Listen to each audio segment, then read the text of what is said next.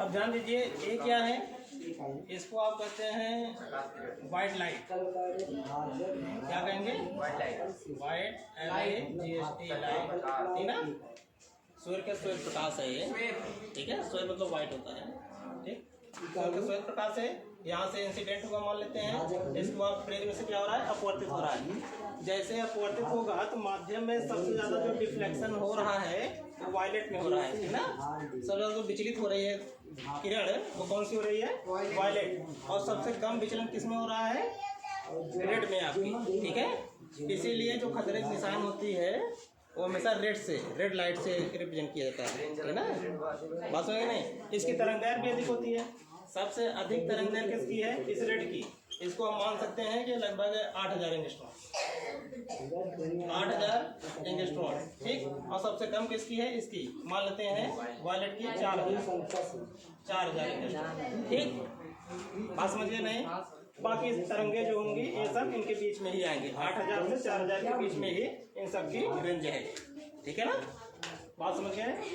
इसके बाद इसमें हाँ एक बात और ध्यान दीजिए कि जैसे अगर मान लेते हैं कि जब सुबह होता है, सुबह तो सबसे पहले आप किस कलर को देखते हैं, रेड को।